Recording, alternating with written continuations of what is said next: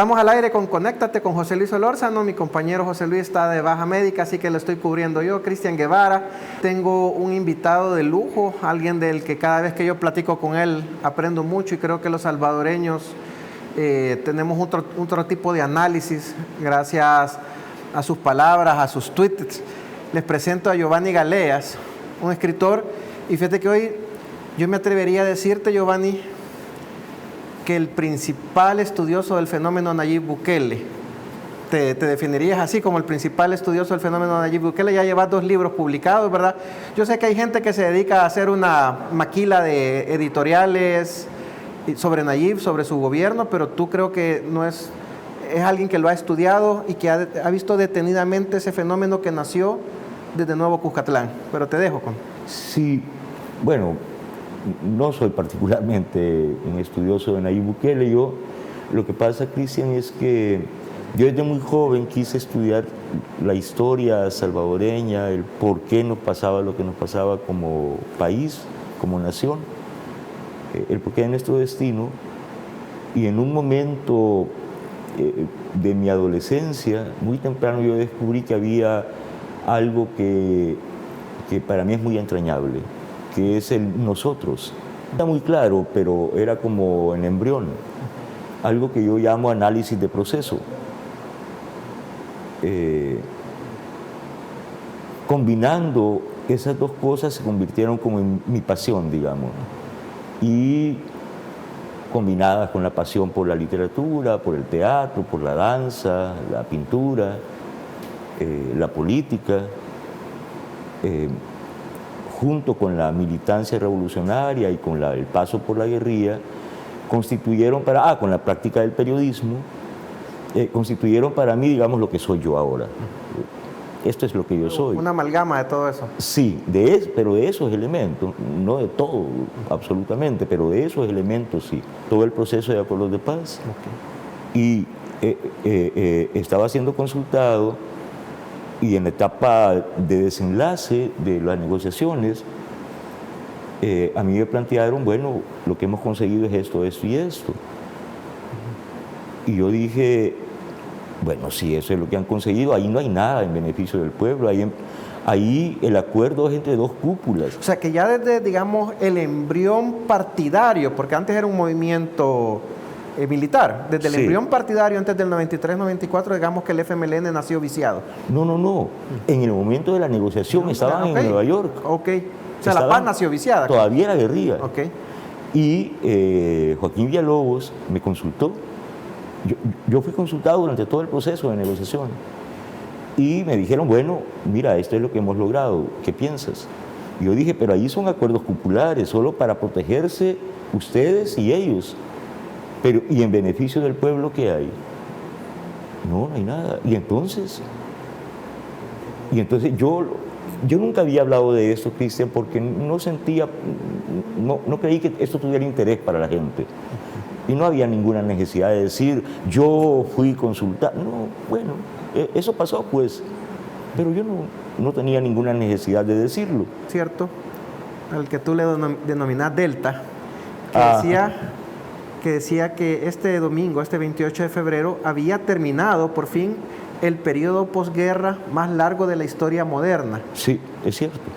Es decir que, digamos, esta victoria tan contundente de nuevas ideas, que inédita en la historia política de este país, es el culmen, o mejor dicho, es el final de todo ese proceso que tú viviste desde que Joaquín Villalobos te comenzó a consultar. Mira, así viene esta paz negociada. La negociaron, eventualmente el FMLN llegó al poder, eventualmente hubo un bipartidismo y eventualmente se desarmó ese sistema que se instauró hace... Pero ahí te saltas un paso. Ese bipartidismo se convirtió en unipartidismo, porque para todo fin práctico, al final, como era predecible, yo lo dije en 1992 en un artículo que escribí, que el FMLN y Arena eran el mismo partido para todo fin práctico, y terminaron siendo el mismo partido. Dale, eso lo No, entonces, es para ti el colmo. Fíjate que yo no me había puesto a pensar en la parte del unipartidismo. Claro, lo sabíamos, lo olíamos, todos los salvadoreños lo veíamos, y decíamos los gemelos, Arena, el FMLN, que el presidente lo logró condensar bien en los mismos de siempre. Pero ¿sabes cuándo me cayó a mí ese 5? Fue hace poco, en el aniversario del fallecimiento del mayor Dawison.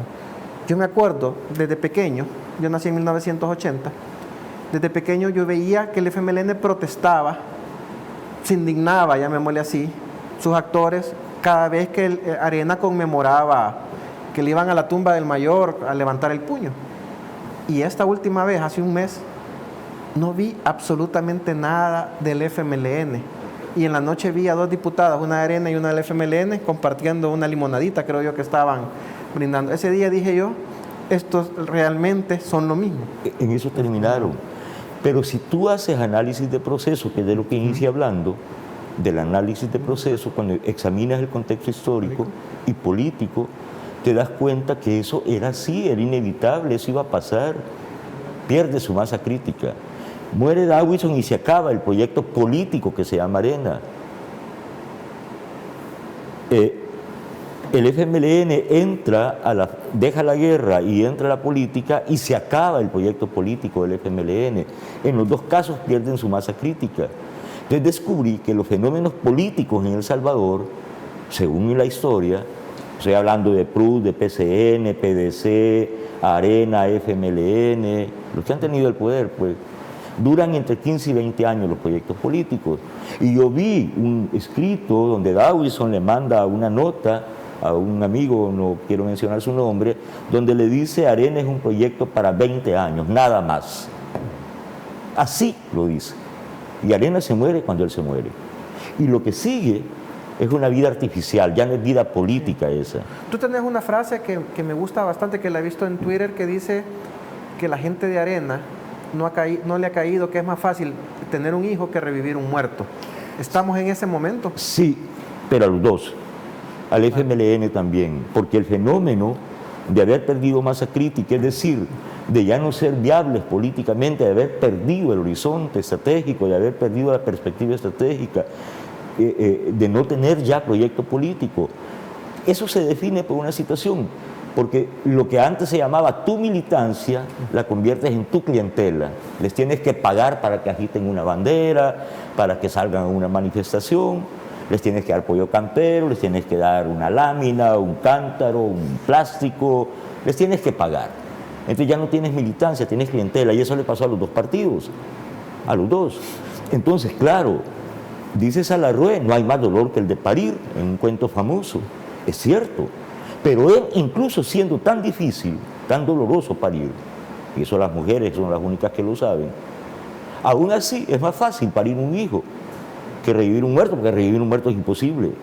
Y los dos partidos están muertos desde hace rato, no les habían informado, no se habían dado cuenta ellos mismos, ya no tenían militancia, tenían clientela política, sectores a los que tenían que estarles permanentemente pagándoles de alguna u otra forma con dinero público, y ahí está la explicación del fenómeno de la corrupción en los dos partidos, porque ya no tenían base política. Dawison tuvo base política entusiasta, sí. Entusiasta. Había una base arenera, a lo que el mayor Dawison le llamaba derecha popular, muy entusiasta, y el FMLN tuvo militancia menos, poco, el FMLN era poco, pero había una militancia. Por eso es que cuando Nayib Bukele estudia y ve este fenómeno, establece la línea divisoria no entre izquierda y derecha. El pleito, se da cuenta Nayib, no es entre izquierda y derecha, es entre ellos y nosotros. Ellos son la élite y nosotros, we the people, nosotros somos el 98%. Aunque no lo supiéramos, aunque fuéramos mayoría dispersa. Es Nayib Bukele el primero que toma conciencia de eso, que el pleito no era entre comunista y capitalista, entre derecha e izquierda, era entre una élite muy pequeña, que son ellos, y nosotros, que somos la mayoría, clase media, pobre y gente en extrema pobreza. Todos los agraviados por ese sistema corrupto que ellos crearon desde hace 200 años, desde 1821, no hace 30 años, todos nosotros, todos los agraviados por ese sistema. La clase media, lo que lograron en los últimos 30 años fue que empujaron a la clase media a la pobreza y a los pobres a la extrema pobreza. Todos nosotros somos el 98%. Entonces Nayib decidió hacer un movimiento, Nuevas Ideas, que representaba los intereses de esa mayoría y logró darle a la mayoría dispersa un rumbo, un objetivo, un programa político, un liderazgo que se constituyó en Nuevas Ideas. Entonces pasamos de ser mayoría dispersa a ser mayoría organizada, capaz de hacer lo inédito, lo que tú decías. ¿Dónde en la historia, cuándo se había visto esto que estamos viviendo? Bueno, esto es posible por lo que te estoy diciendo. Son el 2%, ¿cómo no les vamos a ganar? Por eso es que Nayib tenía tanta certeza cuando dijo en Chalatenango en 2017, vamos a reunir 250.000 en 3 días. Por eso, porque tenía esa lectura clara. Y por eso estaba seguro que iba a ganar la presidencia y derrotar al bipartidismo. Y le dijeron loco, que no era cierto, que de cuál había fumado. Samayoa se inventó su tesis, que era imposible. Pero nosotros hablábamos, yo hablo con una certeza que a muchos les asusta. Y por eso al final de algunos tweets míos pongo confianza, certeza. Porque yo conozco esa discusión. Participo de esa discusión, soy parte de esa discusión desde hace muchos años, como te lo conté, desde mi adolescencia. Entonces yo hablo con certeza porque cuando Nayib empieza a construir la posibilidad de este tercer momento de cambio transicional, de partir la historia, desde 1821 hasta ahora, es porque llega a la conclusión de que él representa su liderazgo, su movimiento, su entorno y sus amigos, los intereses de la inmensa mayoría social, y que la inmensa mayoría social ya no quieren, desde 2016 está claro eso, ni que siga gobernando el FMLN, ni que regrese Arena al poder. Nayib ve claro, o sea, hace falta un nuevo movimiento. ¿Con qué características? Estas y estas, que son las que Nayib enumera como característica del movimiento Nuevas Ideas, que se convierte en partido y que luego lo lleva al poder. Eso estaba claro. Entonces, si tú tienes claro ese recorrido, que yo, y eso lo acepto, privilegiadamente tuve... ¿En palco? Sí, digamos, tuve la oportunidad de estar ahí, pues, en esa discusión. Eso me permite hablar a mí con tanta certeza.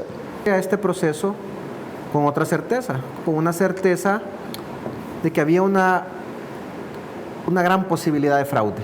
Lo comenzamos a ver. Sí. Lo comenzamos a ver algunas cosas del tribunal, bueno, que venían desde la elección pasada. 2 magistrados abiertamente opositores al gobierno, con tremendas credenciales, creo que todos los salvadoreños saben a quiénes me estoy refiriendo, el magistrado Julio Olivo y Luis Wellman, uno de Arena y otro del FMLN, o del mismo partido, ese unipartido sí. Del que se convirtieron. Pero también vemos que la gente, sí, no se puede discutir la victoria arrolladora de Nuevas Ideas, pero sí también hay otro tema que está en el aire. ¿Por qué sobrevivió Margarita de Escobar? Beto Romero, ¿por qué sobrevivió Donato Baquerano? Portillo Cuadra, Anabel Belloso. Es verdad que sí, algunos se extinguieron. Pero la gente tiene esa sensación ahí de que algo pasa. Fíjate que yo puse hoy un tweet, no sabía que íbamos a tocar este tema, pero yo puse hoy un tweet, decía, la oposición pidió voto razonado. Claro, era en ese desprestigio de que nosotros somos focas, de que nosotros escribimos Prezi con la Z, porque es un desprecio, para mí eso es un desprecio. Claro. Es un desprecio del 2% hacia el 98%. Sí, claro. Que lo que hace que indignar más a la gente, pero yo le ponía, pidió tanto el voto razonado, y ponía una imagen de Margarita de Escobar y decía, este es el voto razonado. ¿Qué pasó, Giovanni? ¿Por qué? Es que me toca muy sensiblemente el tema, porque yo escribí tweets sobre confianza y dije, no es que iba a haber fraude hubo. O sea, no es que Olivo y Wellman hicieron fraude, es que nosotros les desbaratamos el fraude con masividad, vigilancia y defensa del voto. Entonces me empezaron a decir, amigos que yo quiero mucho aquí en Twitter, y hay como 700 retweets y no sé qué cantidad de play, ¿cómo se llaman a eso? Like. Y hay algunos que dicen, no son muchos, pero sí es significativa la cantidad, que dicen, no, don Giovanni, es que el fraude no lo desmontamos, todavía hay. Y entonces, mire, sí nos metieron gol, pues, metieron a Beto Romero, a Baquerán, y entonces, ¿por qué metieron? Y lo repiten, ¿y por qué? Y tienen razón, pero yo tengo una explicación para eso. Por lo menos en mi explicación. Puede que yo esté equivocado, pues. Pero les voy a dar mi interpretación. Miren, tú puedes ir a una batalla y ganarla, pero ganar esa batalla no quiere decir que no vas a tener bajas, que no te van a matar gente. Sí, es como subirse al cuadrilátero a box, ganar, pero te dieron un par. Ah, pero tenés tus moretones, claro que sí. Y en una batalla militar tienes bajas, tienes heridos, tienes lastimaduras. Algunos flancos se te debilitan, pero logras definir y ganas la batalla, pero tienes bajas. Es lo mismo esto, digamos, una baja que tuvimos en esta batalla en Walter Araujo. Nos lo bajaron, vaya, lo lograron. Pero seguimos en la batalla. Nos hicieron esperar 2 horas, nos negaron las credenciales, se les acabó la tinta, todo eso era paja, todo eso era parte del plan de fraude. Las largas colas. Las largas, Las largas colas en contexto de pandemia creo que fue su principal herramienta de la que ellos estaban confiados. El plan era desincentivar, desactivar el voto. Entonces, No, desmotivar el voto. Ese era su plan. Que la gente se iba a ir por el calor, por el sol. Bueno, entonces la gente se quedó. fíjate, Giovanni, que hasta ahorita que estás mencionando esto, estoy cayendo en la cuenta que esos simulacros lo que hicieron fue desviarnos de la atención. A eso, exactamente. Bueno, entonces había una serie de pasos. Y luego venía los problemas de la noche del 28 de febrero, las provocaciones, y luego los problemas de transmisión, luego los problemas del conteo, iban a caotizar. Ese era el plan. Bueno, con los factores que el presidente Bukele como estratega creó, masividad, vigilancia y defensa del voto, y se armó todo un plan para eso, muy bien articulado, funcionó, lo desbancamos. Entonces dicen, mis amigos, ¿y entonces por qué entró Baquerano? Por eso, y está bien, les voy a contar, miren, Margarita Escobar era en la lista la número 1 de San Salvador. O sea, tú nunca cuando ganas una batalla, no es que matas hasta el último soldado, sino que quiebras su moral combativa, haces colapsar su moral, porque derrotas unidades estratégicas. Bueno, nosotros lo hicimos. Decir que no desbaratamos el fraude es despreciar el trabajo que hicieron los héroes que vigilaron y defendieron el voto hasta la madrugada, la mañana. Y que siguen ahorita en las mesas de escrutinio final. 48 horas sin dormir. Y que van para 36. Y muy motivados, me cuentan, muy motivados. Es despreciar, decir, no, de todos modos, no, y darse por... ¿Y qué quieren, pues? O sea, no se puede tener un hijo y ser virgen, ¿verdad? Para las niñas, para las mujeres. No, no se puede. Fuimos a una batalla, tuvimos bajas. Entonces entró Beto Romero, Margarita, porque eran en la lista número 1 de sus lugares, tienen una clientela fija, les sobró un poquito de pisto y ahí hicieron como entrar. Y puede que haya factores de fraude. ¿Cuál es la buena noticia? Que ahorita ellos, miren, esto es lo que quiero decirte, Cristian. Cuando uno comete un delito, cuando un delincuente inteligente comete un delito, otro delito, y está amenazado, la estrategia mejor es te callas, te haces invisible, te apartas y mandas un ejército de abogados a que te defiendan, o a los mejores abogados, pero tú te apartas, dejas de salir en televisión, de dar entrevistas y te apartas. Lo que ellos hicieron, Carlos Reyes, Donato Baquerano, Beto Romero, Margarita, Portillo Cuadra, fue imbécil. Siguen en pantalla, siguen en la lupa, siguen en esta discusión. Y ahorita que lleguen ustedes, ¿qué van a hacer? Lo que ellos hicieron. Bueno, vamos a investigar la corrupción histórica, queremos transparencia. Señora Margarita, ¿me explica usted, por favor, lo de los sobresueldos? No van a ir poniendo claras sus cuentas. Entiendo que va a haber auditoría, ¿no? Sí, una auditoría y reingeniería. Desde la auditoría van a empezar a salirle a estos señores de los que estamos hablando, los clavos. Han viajado, han despilfarrado, Plaza han Fantasma, robado. Viático, las fundaciones, las ONG de fachada. Todo va a empezar a salir. Bueno, me dijiste, yo soy apasionado de la historia, y la historia es lo que pasó. pero la historia también te da luz para el futuro. Te lamparea, como dice Delta. Sí. Te lamparea. Yo sé que ese proceso viene, pero dentro de ese análisis que tú has hecho, que tú has estudiado de nuevo Cuscatlán, que llegó, aumentó con la alcaldía de San Salvador, que tuvo un tercer paso con la llegada del presidente, ahora con el tsunami del 28 de febrero, ¿qué es lo que viene? Viene lo mejor para el país, Cristian, porque se acaban 200 años de opresión. Justo en el Bicentenario. De exclusión. Es que fue justo. Es que es un proceso casi diseñado.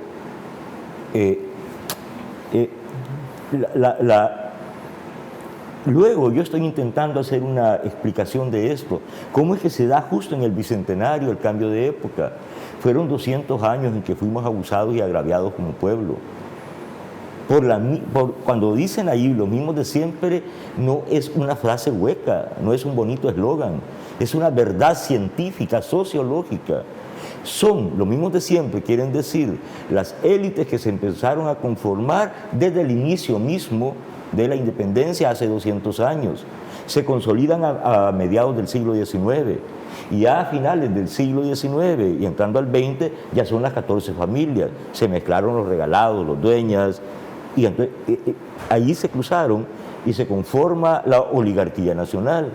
Ellos diseñaron este Estado desde 1821 en función de sus propios intereses. Incluso las carreteras están construidas para que pasen enfrente de los portones de sus fincas. Hicieron las leyes y la Constitución a su medida para poder eludir y evadir, para poder poner la institucionalidad. Yo pongo al fiscal mío, yo pongo a mi ministro, a mi hombre en la Corte de Cuentas, a mi hombre en la Corte Suprema de Justicia, a mi sala de la Constitucional y les pago.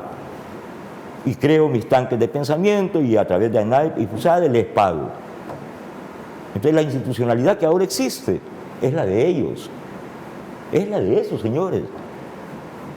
Así es, así es. Entonces, ¿cómo fue que esa simetría de que en el Bicentenario llegamos a esto? Aquí hay algo profundo. Todavía yo no tengo la explicación cómo fue que se dio esa simetría histórica. Pero hoy es que llegamos a la emancipación real.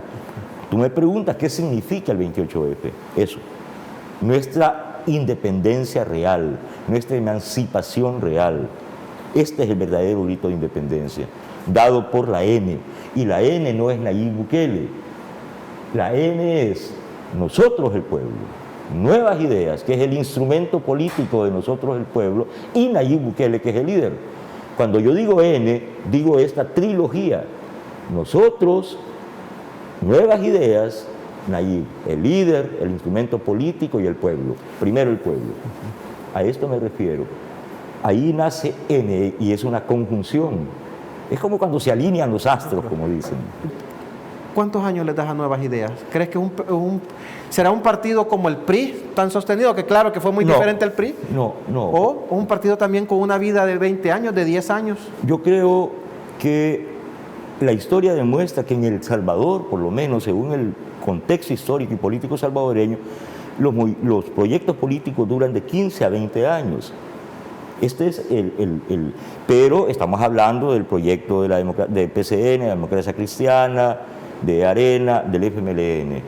Pero este proyecto en particular fue construido de manera muy inteligente. Por lo tanto, yo creo que hay que darle un plus. ¿Por qué? Te lo explico así, y ya con esto cierro este análisis. Mira, Cristian,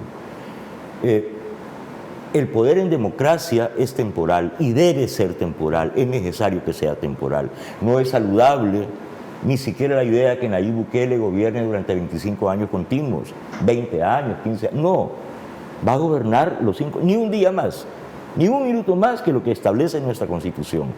Y después, pasados 5 años, puede volver a postularse y ser presidente. Puede volver a ser alcalde de San Salvador inmediatamente después de ser presidente, si él quiere. Puede dejar de ser presidente y postularse como alcalde de San Salvador y terminar su proyecto para la capital. Puede dejar de hacer política durante 5 años, política activa quiero decir, y postularse nuevamente pasados 5 años después de su presidencia. Pero Nuevas Ideas, yo creo que tiene un ciclo de vida un poco más largo que los partidos que le precedieron porque sus bases son más sólidas. Pero cuando digo un poco más largo me refiero a 25 o 30 años, no más. Porque la misma dinámica de nuevas ideas, por ejemplo, yo celebro el fenómeno de que Nayib Bukele es millennials, pero mi hijo menor, ¿Sí? Mateo, no es millennial, es centennials, es generación X, o sea, está mucho más allá. Es decir, ya es absolutamente otra generación, con otros temas, con otros problemas. Esa gente, ya nuevas ideas le va a parecer, como yo digo siempre, lo nuevo de hoy es lo viejo de mañana. Para mi hijo Mateo está conectado con otras problemáticas. Probablemente él y su generación creen su propio movimiento y va a tener que ver con otras reivindicaciones a partir del avance que ustedes les hereden, que nosotros les heredemos. Ellos van a empezar otras luchas, sus problemas ya no van a ser tener para comer.